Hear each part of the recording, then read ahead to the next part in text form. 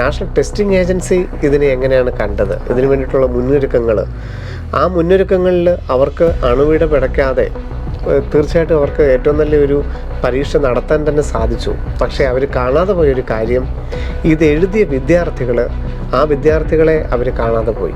2024 എല്ലാവരും പറഞ്ഞു വളരെ ഉയർന്ന സ്കോറാണ്, അപ്പോൾ ഇനി എല്ലാ നീറ്റ് എക്സാമിനും വളരെ ഹൈ കോമ്പറ്റീറ്റീവ് ആകാൻ പോകുന്നു, 700 മാർക്ക് ഉണ്ടെങ്കിൽ മാത്രമേ ഇനി തൊട്ട് MBBS കിട്ടുകയുള്ളൂ, ഇനി തൊട്ട് അങ്ങനെ ഹൈ കോമ്പറ്റീഷൻ ആണെന്ന് പറയാൻ പോകുന്നത്. 2025 തിരിച്ചു വന്നിരിക്കുന്നു. ഏറ്റവും കുറഞ്ഞ സ്കോറിനാണ് ഗവൺമെൻറ് MBBS സീറ്റ് കിട്ടാൻ പോകുന്നത്. എനിക്ക് തോന്നുന്നു എയിംസിലൊക്കെ ചെന്നപ്പോഴാണെന്ന് തോന്നുന്നു, എങ്ങനെയാണ് നിങ്ങൾ ഇങ്ങനെ പറയുന്നത്, നിങ്ങൾക്ക് NDA ആയിട്ട് കണക്ഷൻ വല്ലതും ഉണ്ടോ, എങ്ങനെയാണ് നിങ്ങൾ ഇങ്ങനെ മാർക്ക് പറയുന്നതെന്ന് ചോദിക്കും. ഒരു തരത്തിലും നമുക്ക് വേറൊരു അനാലിസിലോട്ടൊന്നും പോകുന്നില്ല, ഒരു AI നമ്മളവിടെ ഇംപ്ലിമെൻറ്റ് ചെയ്യുന്നില്ല. അതിലും നമ്മൾ പ്രതീക്ഷിക്കുന്നുണ്ട്, 1-2 മാറ്റങ്ങൾ പ്രതീക്ഷിക്കുന്നുണ്ട്. അപ്പോൾ അതൊക്കെ നമുക്ക് NCERTയുടെ ബുക്ക് അനുസരിച്ച് നമ്മളതാണ് ശരിയെങ്കിൽ നമുക്ക് ക്ലെയിം ചെയ്യാം. ഇത് രണ്ടെണ്ണമാണ് ഏറ്റവും അടുത്തത് വരാനിരിക്കുന്നത്. അത്രയധികം സാധ്യതകളാണ് ഈ വർഷം. നോക്കൂ, ഇപ്പം ഈ വർഷം നീറ്റ് എഴുതി അല്പം മാർക്ക് കുറഞ്ഞവരുടെ ചാൻസുകൾ നോക്കൂ. അവർക്ക് ഏറ്റവും കുറഞ്ഞ JEE മെയിനിൽ ഒരു 97% മാർക്കുണ്ട്. അപ്പോൾ സാറേ അത് തന്നെ ആ ഒരു സെർച്ചിൽ ഇപ്പോൾ സ്വാഭാവികമായിട്ട് നമ്മളെ കേൾക്കാൻ ആഗ്രഹിക്കുന്നത്, ശിവൻ സാറിൻ്റെ വാക്കുകൾ കേൾക്കാൻ ആഗ്രഹിക്കുന്ന ഒരുപാട് പേരൻസും കുട്ടികളുണ്ട്. ആ ഒരു കട്ട് ഓഫിനെ കുറിച്ച് അവരുടെ ഒരു ആശ്വാസത്തിനൊക്കെ എന്തായിരിക്കും സാറിന് പറയാൻ പറ്റുക? അത് തന്നെയാണ് ആദ്യം പറഞ്ഞത്.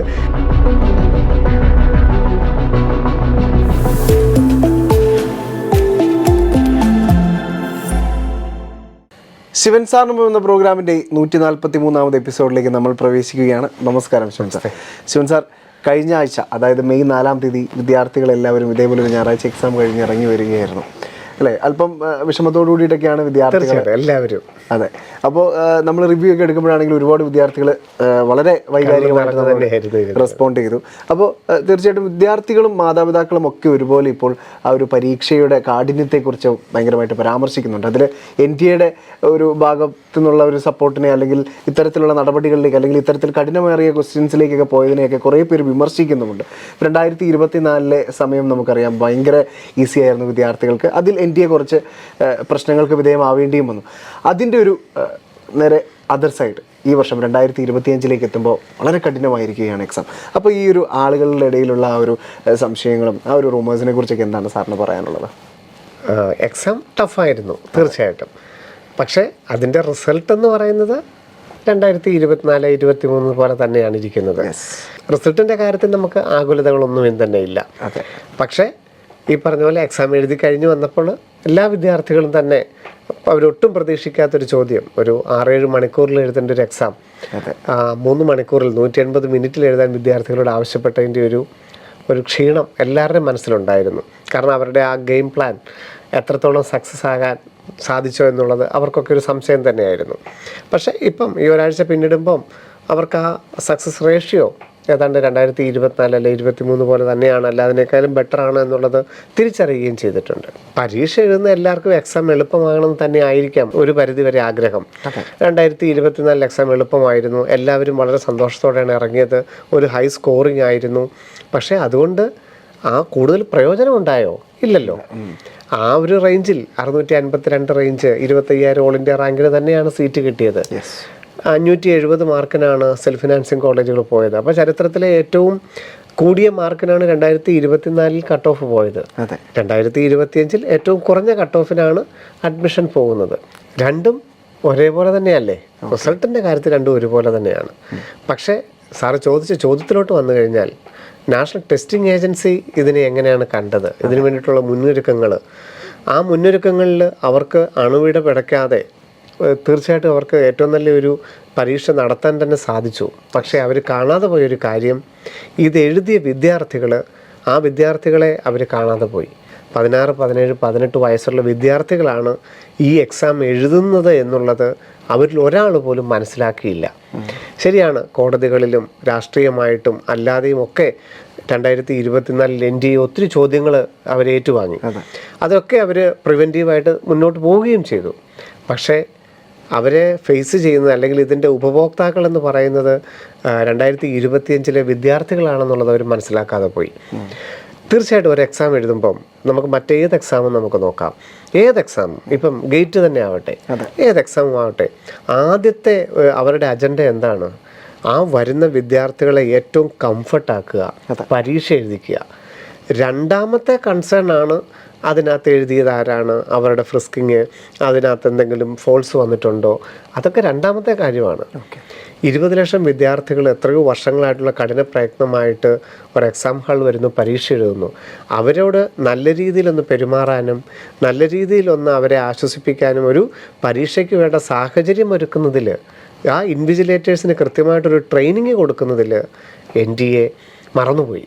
ബാക്കിയുള്ള എല്ലാ കാര്യങ്ങളിലും 2024 മികച്ചു നിന്നു. പക്ഷേ കുട്ടികളുടെ ഏറ്റവും നല്ല രീതിയിൽ എക്സാം എഴുതിക്കുന്നതിൽ, പരീക്ഷ വരുന്നവരെ എല്ലാം എഴുതിക്കുക എന്നുള്ള കാര്യത്തിൽ ആ 3 മണിക്കൂർ 180 മിനിറ്റ് ആ കുട്ടികൾ ഏറ്റവും കംഫർട്ട് ആയിരിക്കണമെന്നുള്ളൊരു ഇൻസ്ട്രക്ഷൻ എങ്ങും പറയാൻ മറന്നുപോയി. അതിൻ്റെ ഒരു പരിണത ഫലം പലർക്കും നേരിടേണ്ടതായിട്ട് വന്നു. ഒരു പക്ഷേ എക്സാം ടഫ്നെസ്സിനെ കുറിച്ച് അവർ ആരെങ്കിലും ഇനി ഓർത്തിരിക്കുമെന്ന് എനിക്ക് തോന്നുന്നില്ല. കാരണം 2024 വളരെ ഉയർന്ന മാർക്ക് 640, 630, 650 ഒക്കെ ഉണ്ടായതൊക്കെ തന്നെയാണ് ഈ വർഷം 500-നും 450-നും 450-നും ഒക്കെ വരാൻ പോകുന്നത്. ഏതാണ്ട് ഒരേ റേഞ്ച് തന്നെയല്ലേ. പക്ഷേ ഈ ഒരു ഭാഗത്ത് നിന്ന്, NGAയുടെ ഭാഗത്തു നിന്നുണ്ടായ ഈ ഒരു കാർക്കശ്യം, അത് വിദ്യാർത്ഥികളെ മാനസികമായിട്ട്, കാരണം 11:30 നിന്ന് കഴിഞ്ഞിട്ട് 2 മണി 2:15 വരെയൊക്കെ എക്സാം ഫ്രിസ്കിങ് എന്ന പേരിൽ കൊണ്ടുപോവുക, എക്സാം എഴുതുന്നതിനിടെ തന്നെ ഇൻവിജിലേറ്റേഴ്സിന് യാതൊരു ട്രെയിനിങ്ങും ഇല്ലാത്തതിൻ്റെ ബുദ്ധിമുട്ടുകൾ അനുഭവിക്കുന്നു. 5 മണി കഴിഞ്ഞിട്ടും അതുപോലെയൊക്കെ തന്നെ. അപ്പോൾ അത് എത്രത്തോളം ആണെന്നുള്ളത് NGA പരിശോധിക്കേണ്ടിയിരിക്കുന്നു.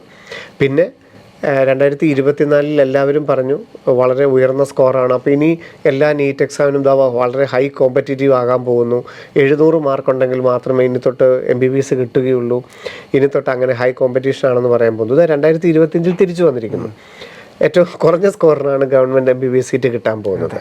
അപ്പം അതിനെക്കുറിച്ചൊരു ഇനിയിപ്പോൾ 2026 തൊട്ട് ഇനി തൊട്ട് ഇപ്പോൾ ബാക്കിയുള്ളവരെല്ലാവരും പറയുന്നത് അങ്ങനെയല്ലേ, ഇനി തൊട്ട് 2026 മുതൽ എക്സാം ഭയങ്കര കഠിനമായിരിക്കും, അങ്ങനെയൊന്നും ഇല്ല യഥാർത്ഥത്തിൽ. ഇത് അവർ 720 കഴിഞ്ഞ തവണ അത്രയും പേർക്ക് കിട്ടിയപ്പോൾ തീർച്ചയായിട്ടും ഒരു ഇൻസ്ട്രക്ഷൻ കൊടുത്തിട്ടുണ്ടാവും ക്വസ്റ്റ്യൻ ടഫ് ആക്കണമെന്നുള്ളത്. പക്ഷേ എന്ന് പറഞ്ഞുകൊണ്ട് 2026 ടഫ് ആകണമെന്നോ ഇനിയും അങ്ങോട്ട് വളരെ കുറഞ്ഞ സ്കോർ ആയിരിക്കുന്നൊന്നുമില്ല. ഇനിയൊരു നോർമലായിട്ട് എക്സാം ഇതുപോലെയൊക്കെ തന്നെ നടക്കും. പക്ഷേ NTA പരിശോധിക്കേണ്ടതും അടുത്ത വർഷം അവർ ബാക്കി എല്ലാ ഇൻസ്ട്രക്ഷൻസും കൃത്യം തന്നെയാണ്. പക്ഷേ അതിൻ്റെ കൂടെ എഴുതി ചേർക്കേണ്ട ഒന്നാമത്തെ കാര്യം, വരുന്നത് ഒരു കൗമാരപ്രായക്കാരാണ് വരുന്നത്, 16, 17, 18 വയസ്സുള്ളവരാണ് വരുന്നത്. അവർ ഏറ്റവും നല്ല രീതിയിൽ അവരോട് പെരുമാറണം. ഇൻവിജിലേറ്റേഴ്സിന് കൃത്യമായിട്ട് ട്രെയിനിങ് കൊടുക്കണം. അവർ ഏറ്റവും നല്ല രീതിയിൽ ആ 3 മണിക്കൂർ എക്സാം എഴുതാനുള്ളൊരു അന്തരീക്ഷം എല്ലാ എക്സാം ഹാളിലും ഉണ്ടാക്കണമെന്നുള്ള ഇൻസ്ട്രക്ഷനാണ് ആദ്യം ഉണ്ടാവേണ്ടത്. ബാക്കിയുള്ളതെല്ലാം അതിന് ശേഷമാണ് ഉണ്ടാവേണ്ടത്. അതുമാത്രമേ നമുക്ക് അഭിപ്രായ വ്യത്യാസമുള്ളൂ. ക്വസ്റ്റ്യൻ ടഫാണെങ്കിലൊക്കെ അതിനനുസരിച്ച് വിദ്യാർത്ഥികൾ തയ്യാറായിക്കൊള്ളും. കാരണം നമുക്ക് റിസൾട്ട് വരുമ്പോൾ നമുക്കത് അറിയുകയും ചെയ്യാം. പിന്നെ കുറച്ച് കുട്ടികൾക്ക് അവരുടെ പാറ്റേൺ, നമ്മൾ പറഞ്ഞത് അവരുടെ ഗെയിം പ്ലാൻ നടക്കാതെ പോയി. കാരണം എല്ലാവരും തന്നെ ബയോളജി തുടങ്ങുന്നു, ബയോളജി സ്വാഭാവികമായിട്ട് ചെയ്യുമ്പോൾ അപ്പം ലെങ്തി ആയിരുന്നു, അപ്പോൾ സ്വാഭാവികമായിട്ടൊരു 20 ക്വസ്റ്റനൊക്കെ അവർ പെൻഡിങ് വെക്കും, കാരണം അവസാനം കഴിഞ്ഞിട്ട് തിരിച്ചു വരാൻ വേണ്ടിയിട്ട്. കെമിസ്ട്രി ചെയ്യും, അത് കഴിഞ്ഞിട്ട് അവിടെ ഒരു 10 ക്വസ്റ്റ്യൻ പെൻഡിങ് വെക്കും, രണ്ടാമത്തെ റൗണ്ട് തിരിഞ്ഞു വരാമെന്ന് വിചാരിച്ചു. പക്ഷേ അത് കഴിഞ്ഞ് ഫിസിക്സ് എടുത്തപ്പോഴേക്കും അവരുടെ പ്ലാൻ മനസ്സിലായില്ല. അപ്പോൾ അവിടെ ആ ഫിസിക്സിൻ്റെ 1-2 ചോദ്യങ്ങൾ ചെയ്ത് കഴിഞ്ഞിട്ട് കുറേ പേർക്ക് മനസ്സിലായി ഇത് കൈ നിൽക്കില്ല എന്ന്. പെട്ടെന്ന് അവർ തിരിച്ച് ബയോളജിയിലോട്ട് വന്ന് ബാക്കിയുള്ള ചോദ്യങ്ങളും കെമിസ്ട്രിയുടെ ബാക്കിയുള്ള ചോദ്യങ്ങളും ചെയ്തിട്ട് ഫിസിക്സിൻ്റെ ഒരു 5-6 മാത്രമേ ആകെ ചെയ്തിട്ടുള്ളൂ. അവർക്കെല്ലാം നല്ല റിസൾട്ടും കിട്ടി. പക്ഷേ ഫിസിക്സുമായിട്ട് ഇരുന്നവർക്ക് അവർ ആ എക്സാം കൊണ്ട് കളഞ്ഞു. കാരണം ഏറ്റവും അറിയാമായിരുന്ന ബയോളജിയും കെമിസ്ട്രിയും രണ്ടാമത്തെ റൗണ്ടിൽ വരാൻ അവർക്ക് സമയം കിട്ടിയില്ല. അതുകൊണ്ട് കട്ട് ഓഫ് കുറഞ്ഞു പോയിട്ടുണ്ട് കുറച്ച് പേർക്ക്.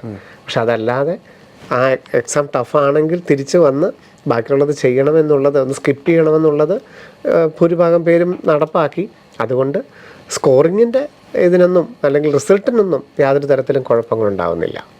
സർ, ഇനി ശരിക്കും പറഞ്ഞാൽ വിദ്യാർത്ഥികളും മാതാപിതാക്കളും ഏറെ പ്രതീക്ഷയോടുകൂടി കാത്തിരിക്കുന്ന റിസൾട്ടാണ്. അതിന് മുന്നേയും വെബ്സൈറ്റിലൊക്കെ നിരവധി അപ്ഡേഷൻസും കാര്യങ്ങളും ഒക്കെ വരാനുണ്ട്.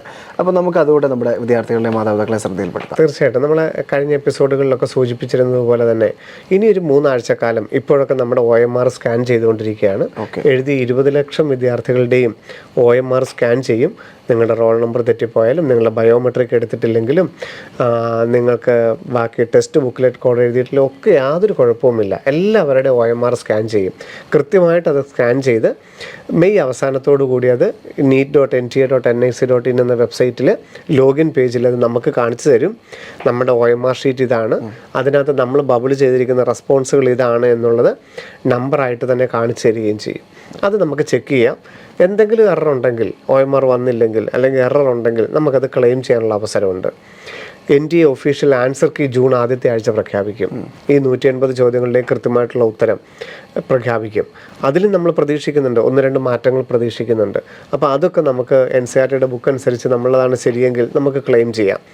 ഇത് രണ്ടെണ്ണമാണ് ഏറ്റവും അടുത്തത് വരാനിരിക്കുന്നത്. അതിനുശേഷം ജൂൺ 10-നും 14-നും ഇടയ്ക്ക് ഈ കർഷൻ വരുത്തിയതിന് ശേഷമുള്ള ഒഫീഷ്യൽ ആൻസർ കീ പബ്ലിഷ് ചെയ്യും, ഫൈനൽ ആൻസർ കീ പബ്ലിഷ് ചെയ്യും, ഒപ്പം നമ്മുടെ റിസൾട്ട് പബ്ലിഷ് ചെയ്യുകയും ചെയ്യും. അതിനുശേഷം ഒരു ജൂലൈ 20-25 തീയതികളിൽ നമ്മൾ കേരള മെഡിക്കൽ റാങ്ക് തയ്യാറാക്കാനുള്ള നടപടികളിലേക്ക് കിടക്കും. കർണാടക, തമിഴ്നാട്, ആന്ധ്ര, തെലങ്കാന പോലുള്ള സ്റ്റേറ്റുകളുടെയൊക്കെ പുതിയതായിട്ട് നമ്മൾ അപ്ലൈ ചെയ്യേണ്ടത് അവിടെയൊക്കെ സെൻറ്റ് ജോൺസിനൊക്കെ അപ്ലൈ ചെയ്യേണ്ട സമയമാണ്. അതിൻ്റെ ആപ്ലിക്കേഷൻ പ്രൊസീജിയറിലോട്ട് കിടക്കും. കേരളത്തിന് നേരത്തെ ആപ്ലിക്കേഷൻ ചെയ്തുകൊണ്ട് ഇനി റാങ്ക് തയ്യാറാക്കിയാൽ മാത്രം മതി. നമ്മൾ നീറ്റിൻ്റെ ആപ്ലിക്കേഷനും റോൾ നമ്പറും കേരളയുടെ വെബ്സൈറ്റിൽ ജൂൺ ലാസ്റ്റ് വീക്കിൽ ആഡ് ചെയ്ത് കൊടുത്താൽ മതി. പക്ഷേ ബാക്കിയുള്ള സ്റ്റേറ്റുകളിലൊക്കെ വേണമെങ്കിൽ അപ്ലൈ ചെയ്യാനുള്ള അവസരം വരുന്നുണ്ട്. പ്രത്യേകിച്ചും CMC വെല്ലൂർ അപ്ലൈ ചെയ്തവരൊക്കെ തമിഴ്നാടിന് അപ്ലൈ ചെയ്യേണ്ട സമയം ജൂൺ അവസാനമാണ്. ജൂലൈ ആദ്യത്തെ ആഴ്ച ഈ വർഷത്തെ കൗൺസിലിംഗ് ഷെഡ്യൂൾ വരും. ഓൾ ഇന്ത്യയുടെ 4 റൗണ്ട്, കേരളത്തിൻ്റെ 4 റൗണ്ടൊക്കെ എപ്പോഴാണ്, കോളേജിൽ ചേരേണ്ടത് എപ്പോഴാണ്, അലോട്ട്മെൻറ്റ് പ്രോസസ്സ് തീരുന്നത് എപ്പോഴാണ്, അതുപോലെ തന്നെ ഫീസ് അടയ്ക്കേണ്ടത് എപ്പോഴാണ്, ക്ലാസ് തുടങ്ങുന്നത് എപ്പോഴാണെന്നൊക്കെ ഉള്ളത് കൃത്യമായിട്ട് ജൂലൈ ആദ്യത്തെ ആഴ്ച അറിയാനായിട്ട് സാധിക്കും. ആദ്യത്തെ റൗണ്ട് ജൂലൈ 10 കൂടിയൊക്കെ ആരംഭിക്കുകയും ചെയ്യും. അത് വളരെ കൃത്യമായിട്ടൊരു ഷെഡ്യൂൾ നേരത്തെ തന്നെ വിദ്യാർത്ഥികൾക്ക് അറിയാനായിട്ട് സാധിക്കും. സാർ, ഇപ്പോൾ ഗൂഗിളിൽ നമ്മുടെ നീറ്റുമായി ബന്ധപ്പെട്ട് ഏറ്റവും കൂടുതൽ സെർച്ച് വരുന്നത് നീറ്റ് 2025 കട്ട് ഓഫ് എത്ര? തീർച്ചയായിട്ടും ഏറ്റവും കൂടുതൽ ചർച്ച നടക്കുന്നതും ഏറ്റവും കൂടുതൽ വൈരുദ്ധ്യവും നമുക്ക് അവിടെ കാണാനായിട്ട് സാധിക്കും. കാരണം എല്ലാവരും ഓരോ രീതിയിലാണ് ഇതിനെ കാണുന്നത്. എക്സാം ടഫ് ആയതുകൊണ്ട് ഇത്രയായിരിക്കും, പ്രത്യേകിച്ച് ഒരു അടിസ്ഥാനമൊന്നുമില്ല. എല്ലാവരും കട്ട് ഓഫിനെ കുറിച്ച് പറയും. നമ്മൾ കട്ട് ഓഫിനെ കുറിച്ച് പറയുന്നത് നമ്മുടെ ഇവിടുത്തെ കുട്ടികളുടെ എണ്ണം വെച്ചിട്ടാണ്. എല്ലാ വർഷവും നമുക്ക് ഇപ്പം 100-നകത്ത് നമുക്കറിയാം കേരള മെഡിക്കൽ റാങ്ക് 100-നകത്ത് വരുമ്പോൾ നമുക്ക് സാധാരണ ഒരു 85-നും 90-നും ഇടയ്ക്ക് വിദ്യാർത്ഥികളുണ്ട്. അപ്പം നമുക്ക് ഇതുവരെ മാർക്ക് തന്നിരിക്കുന്നതിൽ എത്ര പേരാണ് ഈ 85 നിൽക്കുന്നതെന്ന് നോക്കും. അതായിരിക്കാം കേരള മെഡിക്കൽ റാങ്കിൽ 100 നമ്മൾ വിചാരിക്കുന്നത്. അങ്ങനെയാണെങ്കിൽ അതാണ് ഓൾ ഇന്ത്യ റാങ്ക് 1000 വരാനുള്ള സാധ്യത. അങ്ങനെയാണ് നമ്മൾ എണ്ണത്തിലോട്ട് പോകുന്നത്. ഇതിനുള്ള എണ്ണം ഇവിടെ ഉണ്ട്, അതുകൊണ്ടാണ് നമുക്ക് അങ്ങനെ കാൽക്കുലേറ്റ് ചെയ്യാൻ പറ്റുന്നത്. 500-നകത്ത് നമുക്ക് സാധാരണ ഒരു 410-420 പേര് വരാറുണ്ട് ആദ്യത്തെ 500-നകത്ത്. അപ്പോൾ സ്വാഭാവികമായിട്ടും ഇത്രയായിരിക്കും സ്കോറെന്ന് നമുക്ക് അറിയാനായിട്ട് സാധിക്കും. ഓൾ ഇന്ത്യ റാങ്കിങ്ങിൽ ഒരു 2500 പേര് എപ്പോഴും 2200-നും 2500-നകത്ത് നമ്മുടെ വിദ്യാർത്ഥികൾ വരാറുണ്ട്. ഓൾ ഇന്ത്യ റാങ്കിങ്ങിൽ 25,000-നകത്ത്. അങ്ങനെയാണെങ്കിൽ ഈ വർഷത്തെ ഓൾ ഇന്ത്യ റാങ്ക് ഇത്രയായിരിക്കും. അങ്ങനെ മാത്രമാണ് നമ്മൾ കാൽക്കുലേഷൻ എടുക്കുന്നത്. എനിക്ക് തോന്നുന്നു എയിംസിലൊക്കെ ചെന്നപ്പോഴാണെന്ന് തോന്നുന്നു, എങ്ങനെയാണ് നിങ്ങൾ ഇങ്ങനെ പറയുന്നത്, നിങ്ങൾക്ക് NTA ആയിട്ട് കണക്ഷൻ വല്ലതും ഉണ്ടോ, എങ്ങനെയാണ് നിങ്ങൾ ഇങ്ങനെ മാർക്ക് പറയുന്നതെന്ന് ചോദിക്കും. ഒരു തരത്തിലും നമുക്ക് വേറൊരു അനാലിസിലോട്ടൊന്നും പോകുന്നില്ല. ഒരു AI നമ്മളവിടെ ഇംപ്ലിമെൻറ്റ് ചെയ്യുന്നില്ല. നമ്മുടെ വിദ്യാർത്ഥികളുടെ എണ്ണം മേടിക്കും, മാർക്ക് കറക്റ്റായിട്ട് നമ്മൾ മേടിക്കും. അതിനൊരു സിസ്റ്റമുണ്ട്. 18,000 പേരിലും മാർക്ക് നമ്മൾ മേടിച്ചു കഴിഞ്ഞു. ആ മാർക്ക് നമ്മൾ എൻ്റർ ചെയ്ത് കഴിഞ്ഞാൽ അറിയാം എന്തായിരിക്കും ഈ വർഷത്തെ ഒരു സാധ്യത എന്നുള്ളത്. തീർച്ചയായിട്ടും 5-10 മാർക്കൊക്കെ മാറാം കേട്ടോ. എക്സാക്ട്ലി നമുക്ക് പറയാൻ ഒരിക്കലും ആവില്ല. 5-10 മാർക്കൊക്കെ മാറാം. എങ്കിലും അങ്ങനെയാണ് നമ്മൾ ഓൾ ഇന്ത്യ റാങ്ക് 25,000 വരുന്നത് ഇന്നതാണ്, 50,000 വരുന്നത് ഇങ്ങനെയാണ്, 1,00,000 വരുന്നത് ഇങ്ങനെ, 1,00,000 വരെയൊക്കെ നമുക്ക് പറയാനായിട്ട് സാധിക്കും. അത് കഴിഞ്ഞാൽ വെളിയിൽ നിന്ന് ഒത്തിരി പേര് കയറി വരികയും ചെയ്യും, നമ്മൾ പ്രതീക്ഷിക്കാതെ കയറി വരും. അപ്പോൾ അതുകൊണ്ട് നമുക്ക് അങ്ങനെയാണ് നമ്മൾ കട്ട് ഓഫിലോട്ട് എത്തുന്നത്. അപ്പം സാറ് പറഞ്ഞ പോലെ ഗൂഗിളിൽ ഏറ്റവും അധികം ട്രെൻഡിങ് ആയിട്ടിരിക്കുന്നത് നീറ്റ് കട്ട് ഓഫ് തന്നെയാണ്. അപ്പോൾ സാറേ അത് തന്നെ ആ ഒരു സെർച്ചിൽ ഇപ്പോൾ സ്വാഭാവികമായിട്ട് നമ്മളെ കേൾക്കാൻ ആഗ്രഹിക്കുന്ന ശിവൻ സാറിൻ്റെ വാക്കുകൾ കേൾക്കാൻ ആഗ്രഹിക്കുന്ന ഒരുപാട് പേരൻസും കുട്ടികളുണ്ട്. ആ ഒരു കട്ട് ഓഫിനെ കുറിച്ച് അവരുടെ ഒരു ആശ്വാസനൊക്കെ എന്തായിരിക്കും സാറിന് പറയാൻ പറ്റുക? അത് തന്നെയാണ് ആദ്യം പറഞ്ഞത്. നമ്മൾ കട്ട് ഓഫ് പറയുന്നത് തീർച്ചയായിട്ടും ബ്രില്യൻ്റിലുള്ള കുട്ടികളുടെ എണ്ണത്തിന് ആനുപാതികമായിട്ട് മാത്രമാണ്. അല്ലാതെ മറ്റൊരു ഗവേഷണവും നമ്മുടെ മുമ്പിലില്ല. പലരും പല രീതിയിലുള്ള ഗവേഷണങ്ങളും ഗ്രാഫിക്കൽ മെത്തേഡുകളും പല മുൻവർഷങ്ങളിലെ ചരിത്രമൊക്കെ പറയുന്നത് കേട്ടിട്ടുണ്ട്. നമുക്ക് അങ്ങനെയുള്ളൊന്നും നമ്മൾ അനാലിസില്ല. അപ്പം നമുക്കിവിടെ നോക്കിക്കഴിഞ്ഞാൽ കാണാം 600-ന് മുകളിൽ നമുക്ക് ഏതാണ്ട് 595-നും 600-നും ഇടയ്ക്ക് നമുക്ക് 85 പേരുണ്ട്. അപ്പം സ്വാഭാവികമായിട്ടും അതിനിടയിലായിരിക്കും കേരള മെഡിക്കൽ റാങ്ക് 100 വരുന്നത്. അതുപോലെ തന്നെ നമുക്കൊരു 565-ലെത്തിക്കഴിഞ്ഞാൽ ഏതാണ്ട് 410 കുട്ടികൾ ബ്രില്യൻറ്റിലുണ്ട് 565 മുകളിൽ. അപ്പോൾ കേരള മെഡിക്കൽ റാങ്ക് എന്ന് പറയുന്നത് 500 എന്ന് പറയുന്നത് 565 ആയിരിക്കും. ഞാൻ മറ്റൊരു എപ്പിസോഡിൽ ഇത് തന്നെ പറഞ്ഞിട്ടുണ്ട്. ഓൾ ഇന്ത്യ റാങ്ക് 25,000 വരുന്നത് ഏതാണ്ട് ഇവിടെ ഒരു 2,200 2,500 വിദ്യാർത്ഥികൾ വരുന്നതിനിടയ്ക്കാണ് സാധാരണ വരാറുള്ളത്. ഇനി നമുക്ക് ഓൾ ഇന്ത്യ റാങ്ക് 25,000 എന്ന് പറയുന്നത് നമുക്ക് ഏതാണ്ട് ബ്രില്യൻറ്റിലെ കുട്ടികളുടെ എണ്ണം ഒരു 2,500 വരുന്നൊരു കണക്കാണ് നമ്മൾ എടുക്കാറുള്ളത്. അപ്പം ഒരു 520 മാർക്ക്, 515, അതുപോലെ 520 മാർക്ക് നോക്കിക്കഴിഞ്ഞാൽ കാണാം, അല്ല 510 മാർക്ക്, ആ റേഞ്ച് എത്തിക്കഴിഞ്ഞാൽ 2,500 കുട്ടികളുണ്ട് ബ്രില്യൻറ്റിൽ. അപ്പം അതായിരിക്കും ഓൾ ഇന്ത്യയിൽ 25,000 വരാനുള്ള റാങ്ക് എന്ന് പറയുന്നത്. അപ്പം കേരളത്തിലൊരു ആദ്യത്തെ 100-നകത്ത് ആണെങ്കിൽ 595 മുകളിൽ. അത് തന്നെയായിരിക്കും ഓൾ ഇന്ത്യ റാങ്ക് 1000. അതായത് എയിംസ്, ജിപ്മർ, എയിംസിൻ്റെ തന്നെ ഭുവനേശ്വർ, ജോധ്പൂർ, ഭോപ്പാലിലൊക്കെ കിട്ടാനുള്ള അഡ്മിഷൻ എന്ന് പറയുന്നത്. അതുപോലെ തിരുവനന്തപുരം, കോഴിക്കോടും ഒക്കെ അഡ്മിഷൻ കിട്ടുന്ന റേഞ്ച് എന്ന് പറയുന്നത്. അതുപോലെ തന്നെ ഒരു 565 എന്ന് പറയുന്നതാണ് ആദ്യത്തെ 500 വരുന്നത്. അങ്ങനെയാണ് തിരുവനന്തപുരം, കോഴിക്കോട്, കോട്ടയം, തൃശ്ശൂർ, ആലപ്പുഴ ഒക്കെ വരുന്ന റേഞ്ച് എന്ന് പറയുന്നത് അത് തന്നെയാണ് ഏതൊരു കാറ്റഗറിക്കും. 550 ആയിരിക്കും കേരളത്തിൻ്റെ ലാസ്റ്റ് ഒരു ജനറൽ കട്ട് ഓഫ് എന്ന് പറയാനായിട്ട് നമുക്ക് സാധിക്കും. 520 ആയിരിക്കും ഇന്ത്യയിൽ എവിടെയെങ്കിലും ഒരു ഗവൺമെൻറ് MBBS സീറ്റ് കിട്ടുന്ന ജനറൽ, OBC ഒക്കെ വിഭാഗത്തിൻ്റെത്. 510 താഴേക്കായിരിക്കും EWSൻ്റെ ഇന്ത്യയിൽ എവിടെയെങ്കിലും ഗവൺമെൻറ് MBBS സീറ്റ് കിട്ടുന്നത്. സെൽഫ് ഫിനാൻസിങ് കോളേജ് നോക്കിക്കഴിഞ്ഞാൽ നമുക്കറിയാം കേരള മെഡിക്കൽ റാങ്ക് ഒരു 8,000 വരെയുള്ളവർ സേഫാണ്. ഒരു 440 മാർക്ക്, 450 മാർക്കായിരിക്കും കേരളത്തിൽ സെൽഫ് ഫിനാൻസിങ് MBBS കിട്ടാനുള്ള ഒരു നല്ല കട്ട് ഓഫ് എന്ന് പറയുന്നത്. അത് 10,000, 10,500 വരെയൊക്കെ വരും. അപ്പോൾ താഴോട്ടിറങ്ങി വരും. ഇനി ക്രിസ്ത്യൻ ആണെങ്കിൽ നമുക്കറിയാം 12,500 വരെ ക്രിസ്ത്യൻസിന് കിട്ടും, 11,500 വരെ മുസ്ലിംസിന് കിട്ടും. അപ്പോൾ അതനുസരിച്ച് 420, 410 കട്ട് ഓഫ് ഇറങ്ങി വരും.